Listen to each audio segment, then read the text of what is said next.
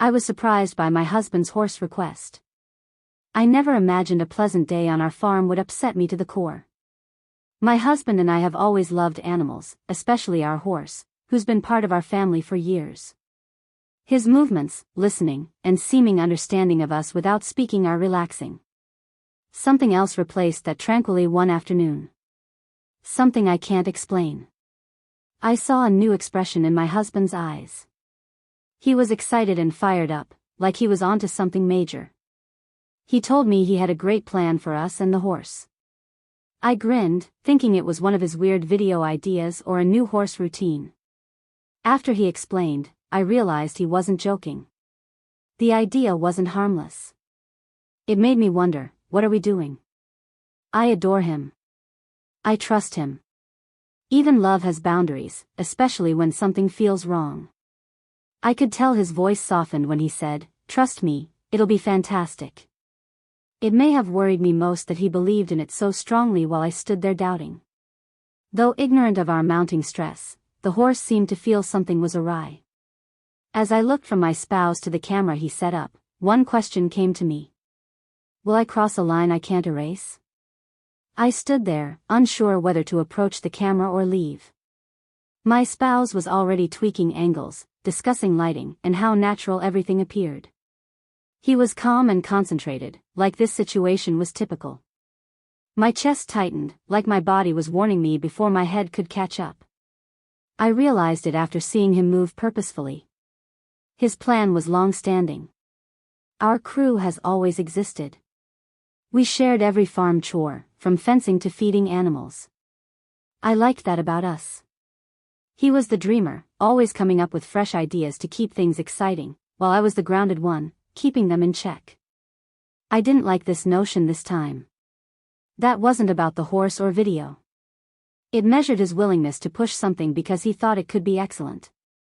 He kept claiming this will draw attention or no one's done this before. I wondered if this was about sharing a nice farm experience or going viral. I looked at the horse, calm and steady, but his eyes were wide and ears flicked back. I felt much more uneasy because he was picking up on our tension. You want me to do what? My voice was soft but forceful when I asked. He grinned at me and replied, nothing weird. Be natural. Bond with the horse. Cameras will capture it. He uttered it with a little delay that didn't match his customary assurance. The camera was recording, the lights were on, and it felt like more than just another video. It felt bigger and more intense, like we were on the border of something we hadn't considered. I shifted my weight and looked at the horse instead of my spouse. He was staring at me, seeking, waiting, and I wasn't sure who I was looking at. While trying to calm my breathing, my mind was racing with questions I couldn't ignore. Why was he evasive? Why did this feel more serious than he was expressing? I saw him return to the tripod and make tiny tweaks, as if the exact shot mattered more than the mood. The barn was quiet but for the horse's hooves and the camera's buzz. The air felt heavy, like something unspoken was about to emerge. I grounded myself by softly touching the horse's neck. My horse was part of our family, not just an animal. He'd been there through peaceful evenings, loud debates, laughter, and days when I just wanted someone to stand with, and now he was trapped in something he didn't comprehend. My husband's voice broke the silence. Stand here like we rehearsed earlier. I hesitated. Practiced? Our practice was lacking. He had mentioned ideas, but not this precise one. My legs moved almost instinctively as I approached the location he pointed to. The horse shifted slightly, restless, feeling something wasn't right. I sensed it too. I inquired again what we're doing. I needed him to be honest and explain things, but he replied, "Trust me." 2 words once comforted me felt pressure. I examined his face. There was focus and more. Nothing I could name. I wondered if this was about us or proving something to someone else. To internet users? Robert to himself? Some part of me wanted to believe in him like always, to let go of doubt. Now things were different. I wasn't heard. He was too focused on creating a performance rather than a moment with us. The horse, still swaying anxiously behind me, reflected everything I felt. He approached the camera again, called my name gently, and said, "Smile. It'll feel natural." I tried. I just thought about what would happen if I continued and what if I stopped. I stood there trying to stay calm, but my whole body was stiff. Barn, normally my tranquil home, seemed like a stage I hadn't committed to appear on. My husband's calm voice directed me, but it was urgent and domineering. His hand waved towards the horse, saying, "Come closer. We're nearly there." Almost where, I wanted to ask but was terrified of the answer. The horse shifted again, sensing my uneasiness. I calmed him by softly touching his neck while his ears flicked back and tail twitched. More than simply myself sensed the energy shift. He did too. Animals always sense abnormalities. Right now, everything felt wrong. I peered at the camera again, its red light blinking like it was capturing the moment and every inch of doubt burrowing beneath my skin. Looked at my hubby again. He was alone, changing angles and lighting. I wasn't passionate about it. It was fixated. I realized it wasn't about us anymore. Video wasn't the issue. This was about control. How far he could push me before I resisted. How about discussing this? Softly, I asked. He didn't look. "We will. Just finish this first." Though smooth, I could hear his agitation. Like he needed this shot. Needed my help to prove something. Robert worldwide? Robert to himself. But I wasn't sure I could continue. Not like this. I was bumped by the horse's low snort and shift. The wooden cubicle door caught me as I stumbled. I choked on my breath. My heart beat louder than the camera sound. Everything was rising. He pressured. I'm scared. Uneasy horse. I didn't sure which way it would tilt as we stood on the brink. But I knew. Something was ready to shatter, and there was no turning back. I heard a sound that froze me while I tried to calm down. Soft click. Behind the camera. It was weak. It was hardly audible, but I knew it. It went beyond recording. My husband activated the live stream. My stomach sank. Unbelievable was my first reaction. No warning. No warning. No retreat. He went live without telling me. This became more than a video we could erase or modify. This was live and being watched. A red blinking light on the camera side changed. Not merely a record icon. This was broadcast.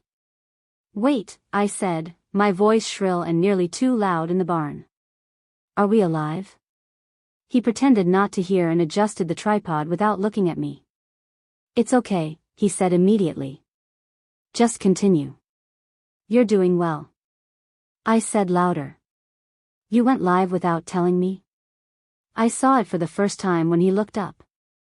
This wasn't wrong. It was planned. That was his plan. He knew I wouldn't agree, so he didn't try. He expected pressure, audience, camera, and moment to push me through. His tone was too calm and nonchalant. I needed it to feel true. Unstaged, they respond better. These words hit me hard. Not staged. My life was not a show. I struggled to be calm as strangers watched the tension they didn't comprehend. I felt vulnerable, deceived. The horse also noticed, ears back, feet shuffling. However, my energy was low as I whispered to soothe him again. With everything falling apart, I couldn't ground myself. I disagreed and retreated. Crossed line. He raised his hands casually. "Just a few minutes. You've done stuff harder. This is nothing." It wasn't nothing. The camera captured trust being broken.